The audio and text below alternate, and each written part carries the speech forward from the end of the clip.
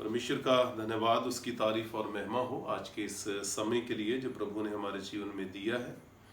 और आज एक बार फिर से खुदावंद ने ये मौका दिया कि इन दिनों में जब हम सब लॉकडाउन में हैं और बहुत सारी समस्याएं परेशानियों से सारी दुनिया निकल रही है, और ऐसे समय में परमेश्वर हमारा सहारा है। और आज खुदावंद के कलाम के जरिए हम इन बातों पर मनन करेंगे कि हमारा प्रभु, हमारा परमेश्वर, हमारे खुदावंद यीशु मसीह किस रीति से हमारे मददगार है और क्या उनकी योजना है हमारे लिए और इन दिनों में। इससे पहले कि हम कलाम की ओर अपना ध्यान करें, हम सब अपने सरों को खुदावंद की हुजूरी में झुकाएं और प्रार्थना करेंगे। खुदावंद हमारे प्रभु, हमारे परमेश्वर, हमारे आसमानी बाप, हम शुक्रगुजार हैं आज के इस समय के लिए जो आपने हमारी जिंदगियों में दिया। धन्यवाद देते हैं प्रभु जी, आप हमेशा हमारे साथ हैं। बेशक आज बहुत सारी परेशानियों से सारी दुनिया, तेरे लोग गुजर रहे हैं, लेकिन प्रभु हमारा विश्वास है कि प्रभु आप हमारे साथ हैं और आप ही सारी समस्याओं से हमें छुटकारा देने में योग्य और सामर्थ्य ईश्वर हैं। प्रभु हम आप पर भरोसा रखते हैं और दुआ मांगते हैं प्रभु, आपका अनुग्रह, आपकी दया हम सबके ऊपर बना रहे। खास तौर पर जब हम प्रभु आपके वचन को सुनते हैं, प्रार्थना करते हैं प्रभु ये वचन हमारे जीवन में 100 गुना फल लाए, और इन वचनों के द्वारा प्रभु सुनने वालों के ईमान और मजबूत हों, और प्रभु तुझ पर भरोसा रखे। तू हमारा परमेश्वर है जो हमेशा हमारे साथ है, और तेरी योजनाएं हमारे लिए हमेशा उत्तम और बढ़िया है। और प्रभु तुझ पर विश्वास रखते हुए अपने जीवन को तुझ में आगे बिताएं। खुदावंद परमेश्वर अपनी आत्मा, अपनी बुद्धि से परिपूर्ण कर, ताकि तेरे वचनों को सुने और उनके अनुसार चले। मुझे अपने दास के ऊपर अपना हाथ बढ़ा, अपनी महिमा के लिए इस्तेमाल कर। आदर और महिमा तुझे देते, सब कुछ मांगते तेरे बेटे हमारे खुदावंद यीशु मसीह के नाम में, आमीन।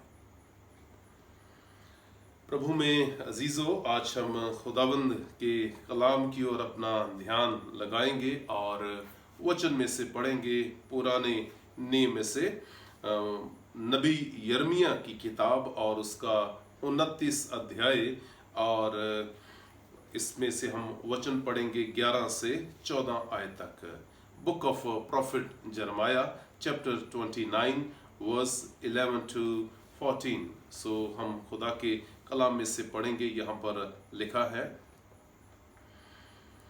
क्योंकि यहोवा की ये वाणी है कि जो कल्पनाएं मैं तुम्हारे विषय करता हूँ उन्हें मैं जानता हूँ, वे हानि की नहीं वरन कुशल ही की हैं, और अंत में तुम्हारी आशा पूरी करूँगा। तब उस समय तुम मुझको पुकारोगे और आकर मुझसे प्रार्थना करोगे और मैं तुम्हारी सुनूंगा। तुम मुझे ढूंढोगे और पाओगे भी, क्योंकि तुम अपने संपूर्ण मन से मेरे पास आओगे। मैं तुम्हें मिलूंगा, यहोवा की ये वाणी है, और बंधुआई से लौटा ले आऊंगा, और तुमको उन सब जातियों और स्थानों में से जिनमें मैंने तुमको जबरन निकाल दिया है, और तुम्हें इकट्ठा करके इस स्थान में लौटा ले आऊंगा जहां से मैंने तुम्हें बंदी करवा के निकाल दिया था। यहोवा की ये यही वाणी है। खुदावंद का पाक कलाम है, इसके पढ़े और सुने जाने पर खुदा की बरकत हो, आमीन। प्रभु के वचन में से हमने पढ़ा है यर्मिया नबी की किताब और उसका 29 बाब और 11 से 14 वचन हमने पढ़ा है। और आज जो हमारा विषय है जिस पर हम बातचीत करेंगे, परमेश्वर की योजना, प्लान ऑफ गॉड। अजीजों, जब हम लॉकडाउन में हैं और काफ़ी दिन हो गए हम इसी हालात में हैं, और सारी दुनिया अलग अलग तरह से इन परेशानियों से जूझ रही है, और ऐसे समय में जब लोग निराश हैं, हताश हैं, और ऐसे समय में खुदा का कलाम हमसे बातचीत करता है। और प्रभु की योजना हमारे लिए क्या है, हम पाक कलाम में देखेंगे। आज बेशक हम अपने घरों में हैं और कोई कामकाज हम बाहर निकल कर नहीं कर सकते। और ऐसे समय में खुदा का कलाम हमें कुछ सिखाना चाहता है कि हम निराश ना हो, बल्कि अपने परमेश्वर यहोवा पर भरोसा रखें। और उसकी योजना हमारे जीवन में हमेशा परफेक्ट है, पूर्ण है, और प्रभु हमें संभालते हैं। बेशक हम निराश होते हैं, और ऐसे समय में खुदा का कलाम हमें इनकरेज करता है, हमें प्रोत्साहित करता है कि हम घबराए ना, हमारा परमेश्वर हमेशा हमारे साथ है। अक्सर हम निराश होते हैं। मैं जानता हूं एक पास्टर जी को जिनके विषय में कहा गया, उन्होंने अपनी गवाही में, टेस्टिमनी में बताया कि उनके पापा एक बहुत बड़े चर्च के पास्टर थे और बहुत बड़ी उनकी मिनिस्ट्री थी। अलग अलग जगह पर वो बड़ी कन्वेंशंस, रिवाइवल मीटिंग, सेमिनार्स के लिए जाते थे। और जो पास्टर जी ये थे, उनके बेटे, इनका काम था कि जहां भी पापा उनके प्रीचिंग के लिए जाते थे, बड़ी जो कन्वेंशंस होती थी, सारा अरेंजमेंट वो करते थे। लोगों के उनके लिए विचार थे कि जो बात पास्टर जी में है, बेटे में वो बात नहीं है। सो इन बातों को सुनते थे, लेकिन वो प्रार्थना में बने रहे और लगातार परमेश्वर से प्रार्थना करते रहे। लोगों की ये सोच थी, लेकिन परमेश्वर की एक बड़ी योजना पास्टर जी के लिए थी, और वो प्रार्थना करते रहे। लगातार प्रार्थना करने के बाद परमेश्वर की ओर से उनको बुलाहट हुई, और उन्होंने अपने आप को तैयार किया खुदा के लिए। और आज परमेश्वर के अनुग्रह के द्वारा, प्रभु की दया के द्वारा, उनके पास एक बहुत बड़ी कलीसिया है, और वो हजारों की गिनती में उस कलीसिया की अगुवाई करते हैं। खुदावंद ने बड़ा एक तोड़ा दिया कि वो प्रचार के द्वारा लोगों को प्रभु के साथ जोड़ते हैं। सो परमेश्वर की योजना हम सब के लिए है, हम कभी निराश ना हो। हम खुदा के कलाम में पढ़ते हैं कि जब प्रभु के दास मूसा को प्रभु ने चुना, मूसा उस समय जब अपनी जान बचाकर भागे, और लिखा है वचन में, जब वो अपने ससुर यित्रो के पास पहुंचे, वहां पर भेड़ बकरियों को चरा रहे थे, वो उनको नहीं इस बात का अंदाजा था कि प्रभु उससे क्या काम लेना चाहते हैं, लेकिन परमेश्वर की एक योजना उनके लिए थी। और प्रभु की उस योजना के तहत प्रभु ने उनको दर्शन दिए और उनको बताया कि मैंने तुझे चुना है। और मूसा ने अपने आप को प्रभु के लिए समर्पित किया, और वो आने वाले समय में एक बड़े लीडर के रूप में, इस्राएली कौम के अगुवा के रूप में आए, और 40 साल उन्होंने इस्राएली कौम की अगुवाई की। सो परमेश्वर के जो प्लान है हमारे लिए, प्रभु की योजना जो हमारे लिए, उसे समझने की जरूरत है कि प्रभु ने आज अगर हमें जिंदगी दी है, तो there is a purpose behind, एक इसके पीछे एक प्रभु का एक खास मकसद है, और उस मकसद को हमें जानना है। जब हम यहाँ पर खुदा के कलाम में से पढ़ते हैं, तो हमें पता चलता है कि जो हमारा परमेश्वर है वो एक योजना का परमेश्वर है, और प्रभु ने जो कुछ भी किया वो एक योजना के तहत किया। हर एक काम जो प्रभु ने किया वो एक योजना के तहत हुआ। और आज प्रभु ने हमें रचा, प्रभु ने हमें बनाया, और आज तक हम जीवित हैं, तो इसमें भी परमेश्वर की योजना है। प्रभु के दास संत पौलुस के खत को जब हम पढ़ते हैं, तो प्रभु के दास लिखते हैं कि किस रीति से परमेश्वर ने हमें चुना है। जब हम पढ़ते हैं इफिसियों 2 और उसका 10, letter to Ephesians chapter 2 verse 10, 2 की 10 में लिखा है, क्योंकि हम उसके बनाए हुए हैं और मसीह यीशु में उन भले कामों के लिए सृजे गए हैं जिन्हें परमेश्वर ने पहले से हमारे करने के लिए तैयार किया है। खुदावंद प्रभु ने हमें इसलिए रचा, इसलिए सृजा, इसलिए बनाया है कि एक काम है जो प्रभु ने हमारे लिए मुकर्रर किए गए हैं। सो ये कोई ऐसे ही अपने जीवन को हम नहीं चला रहे, बल्कि एक परमेश्वर की योजना के तहत है कि हम अपने जीवन को प्रभु में आज बिताते हैं। और अगर हम वचन में से पढ़ते हैं, प्रभु ने अलग अलग समय पर कार्य किया। खुदावंद ने एक योजना के तहत सब कुछ बनाया। लिखा है वचन में, God created the whole earth, the whole universe in 6 days। 6 दिनों में सारी सृष्टि की प्रभु ने रचना की।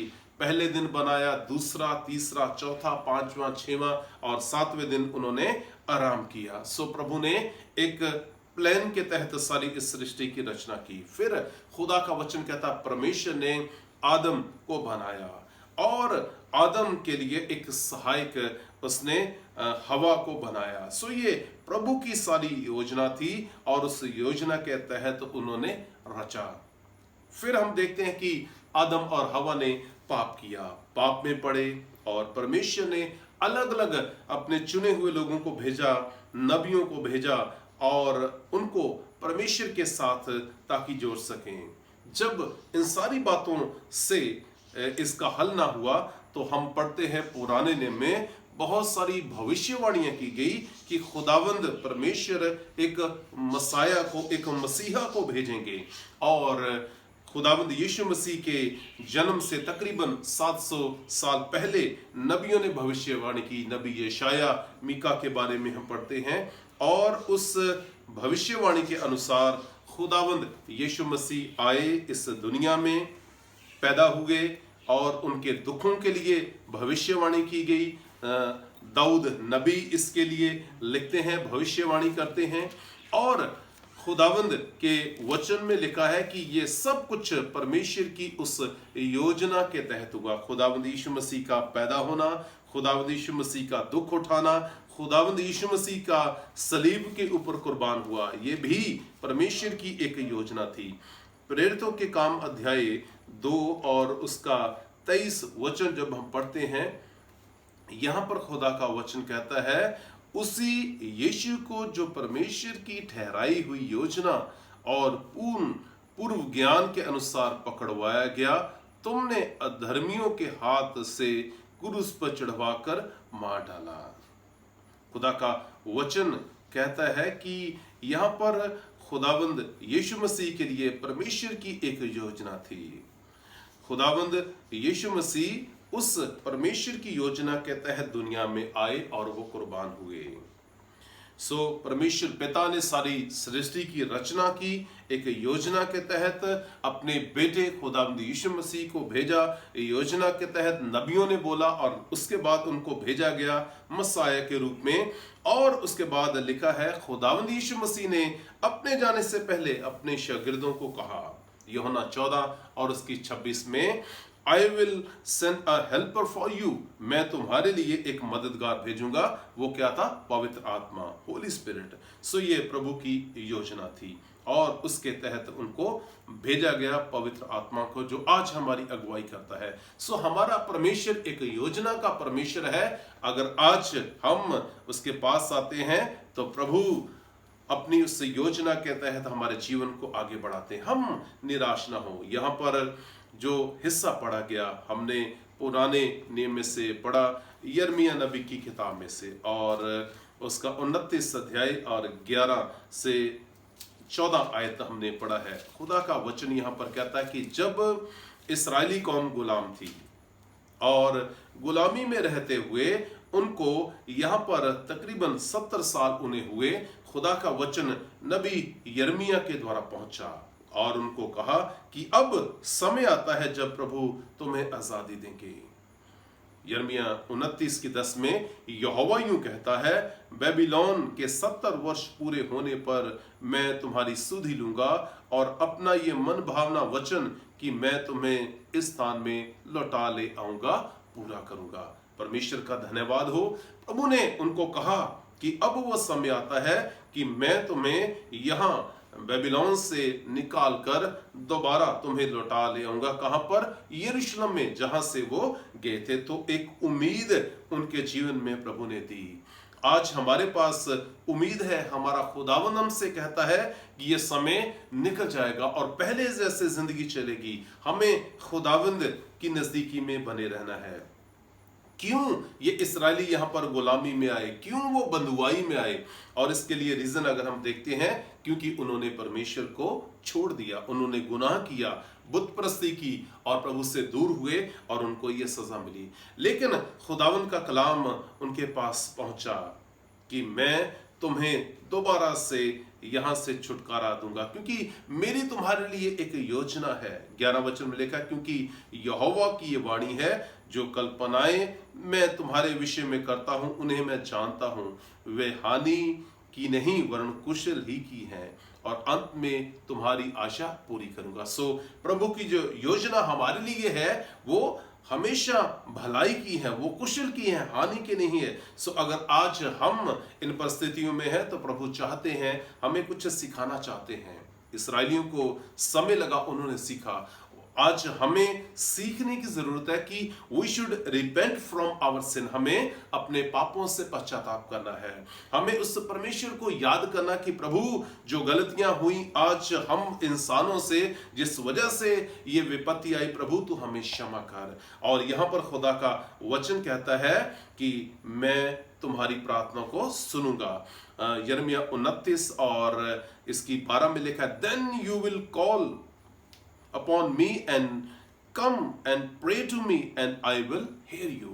जब तुम मुझे पुकारोगे मैं तुम्हारी प्रार्थना को सुनूंगा। खुदा का वचन कहता है कि तब उस समय तुम मुझे पुकारोगे और आकर मुझसे प्रार्थना करोगे और मैं तुम्हारी सुनूंगा। सो परमेश्वर का धन्यवाद हो कि प्रभु हमारा ऐसा दयावान प्रभु है जो हमारी प्रार्थना को सुनता है। सो अजीजों, अगर आज हमारे से गलतियां हुई हैं, हमारे बच्चों से, हमारे लोगों से गलतियां हुई, तो खुदा का वचन यहाँ पर कहता है देयर इज अ होप, उम्मीद है कि हमारा परमेश्वर हमारी सुनने के लिए तैयार है। खुदा का वचन कहता है, और आगे अगर हम पढ़ते हैं इसकी 13 वचन में 13 verse, you will seek me and find me when you seek me with all your heart.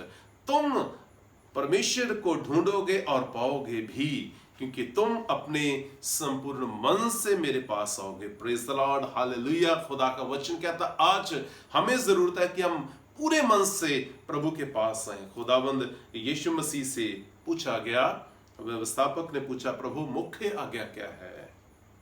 खुदावंद यीशु मसीह ने कहा, अपने परमेश्वर से प्रेम कर रही, love your God with whole your heart mind soul and strength. अपने पूरे मन से प्रभु से प्रेम करना है। सो कहता जब तुम पूरे मन से मेरे पास आओगे मैं तुम्हें मिल जाऊंगा। सो आज हमें खुदावंद परमेश्वर को ढूंढना है, पुकारना है, और यही हमारा फर्ज है कि हम हर रोज प्रभु से प्रार्थना करें कि प्रभु तू दया कर, सारी दुनिया पर दया कर, ताकि दोबारा से सब कुछ पहले जैसा हो जाए और खुदावंद परमेश्वर तेरी बरकत तेरे लोगों के ऊपर हो। क्योंकि यहाँ पर खुदा का वचन है जो 14 वचन में हम पढ़ते हैं, एक प्रॉमिस, एक वादा है। खुदा का वचन कहता है मैं तुम्हें मिलूंगा, यहोवा की ये वाणी है, और बंधुआई से लौटा ले आऊंगा, और तुम उन सब जातियों और स्थानों में से जिनमें मैंने तुमको जबरन निकाल दिया है, और तुम्हें इकट्ठा करके स्थान में लौटा ले आऊंगा जहां से मैंने तुम्हें बंदी करवा के निकाल दिया था।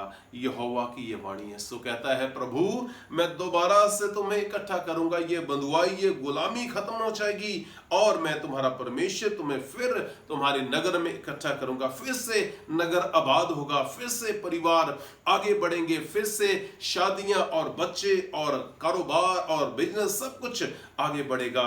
परमेश्वर की ये वाणी है, खुदावंद का ये कलाम है। सो खुदावंद ने इस तरीके से उनको समझाया इस्राएली लोगों को, परमेश्वर हमारे साथ है। वो प्रभु हमें कहता है कि हम कभी भी ना घबराएं। हर एक जन के लिए, जितने भी हम सुनते हैं आज कलाम को, खुदा का वचन कहता है कि उसकी हमारे लिए एक योजना है।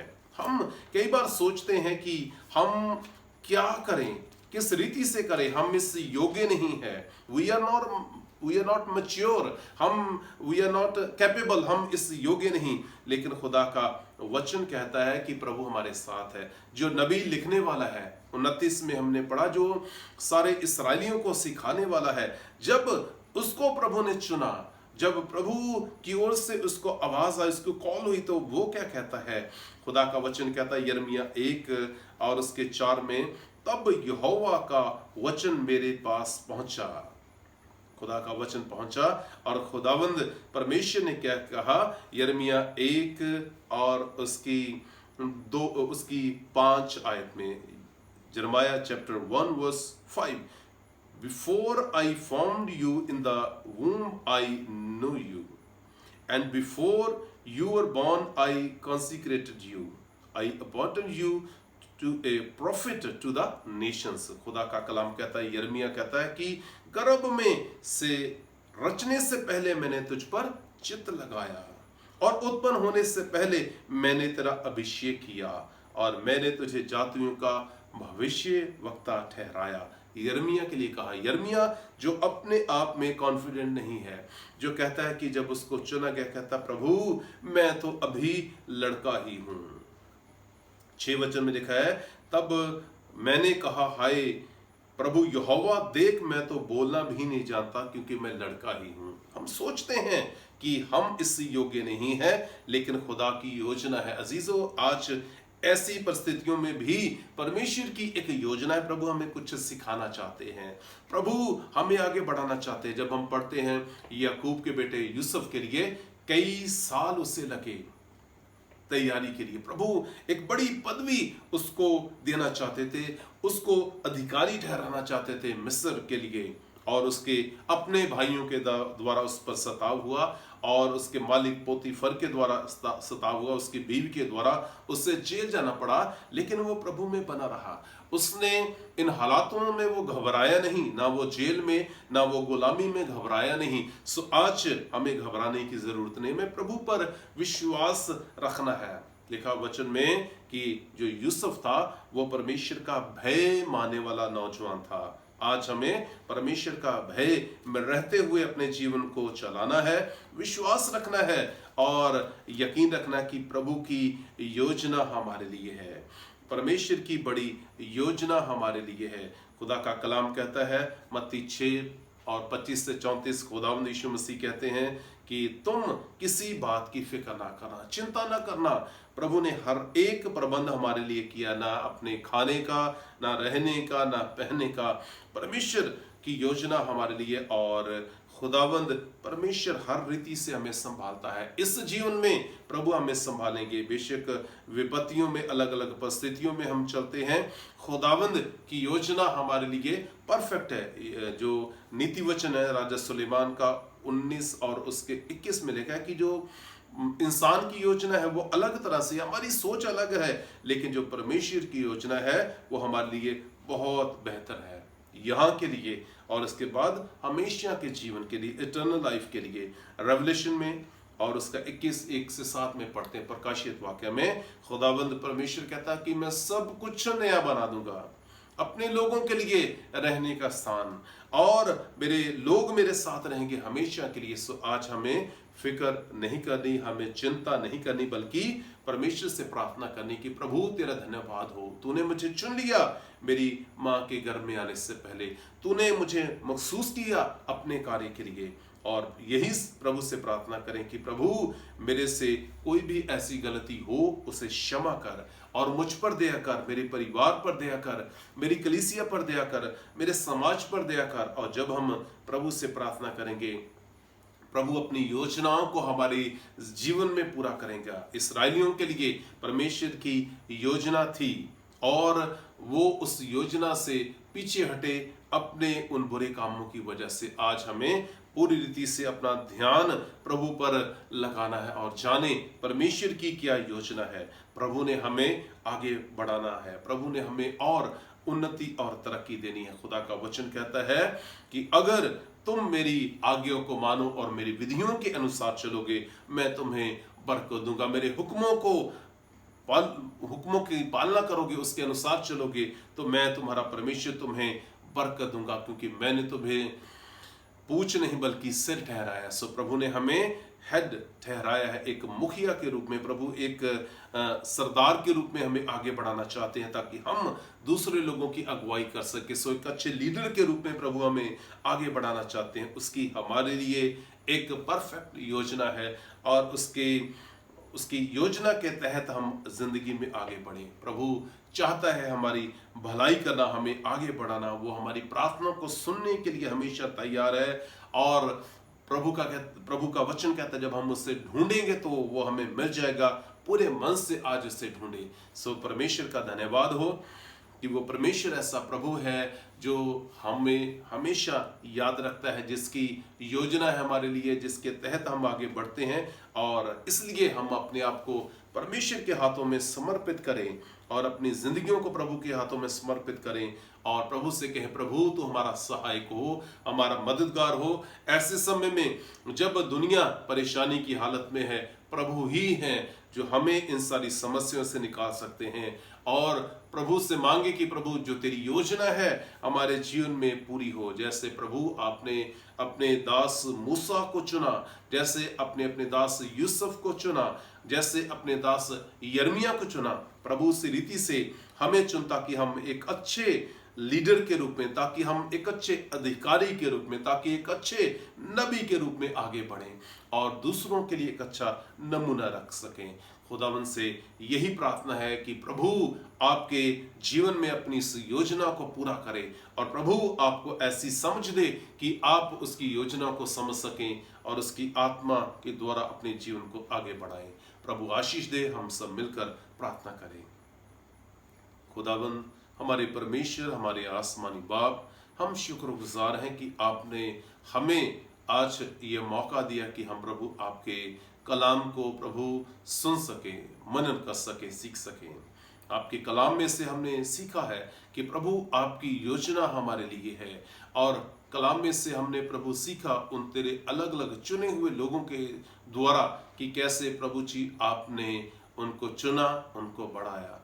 बेशक बहुत बार प्रभु हम गलतियां करते हैं और तुझसे दूर हो जाते हैं प्रभु जी, लेकिन आप हमें छोड़ते नहीं। आपने इस्राएलियों से कहा कि मैं हमेशा तुम्हारे साथ हूं और आपने कहा कि जो भी प्रार्थनाएं तुम करोगे वो मैं सुनूंगा और जब तुम पूरे मन से मुझे ढूंढोगे मैं तुम्हें मिल जाऊंगा। और आपने वादा किया, मैं दोबारा से तुम्हें इकट्ठा करूंगा, तुम्हारे उस देश में ले जाऊंगा और पहले जैसे तुम्हें कर दूंगा। खुदावंद परमेश्वर, आज प्रार्थना करते हैं कि हालात प्रभु जब बिगड़े हुए हैं, लोग परेशान हैं, चिंता में हैं, प्रभु आप ही हमारा सहारा है और पहले जैसा हो जाए। और प्रभु जो भी तेरे लोगों से जाने अनजाने में गलती हो उन्हें तू क्षमा कर, पवित्र बना जैसे तू हमारा स्वर्गीय पिता पवित्र है। तेरी पाक मर्जी जिंदगी में पूरी हो, तेरे नाम में लोग आशीषित हों। धन्यवाद प्रभु जी, प्रार्थना को सुनकर कबूल किया। सब कुछ मांगते तेरे बेटे हमारे खुदावंद यीशु मसीह के नाम में, आमीन। अब हमारे प्रभु यीशु मसीह का अनुग्रह, परमेश्वर पिता का प्रेम, पवित्र आत्मा की सहभागिता आप सबके साथ, कुल विश्वासियों के साथ अब से लेकर हमेशा तक होती रहे।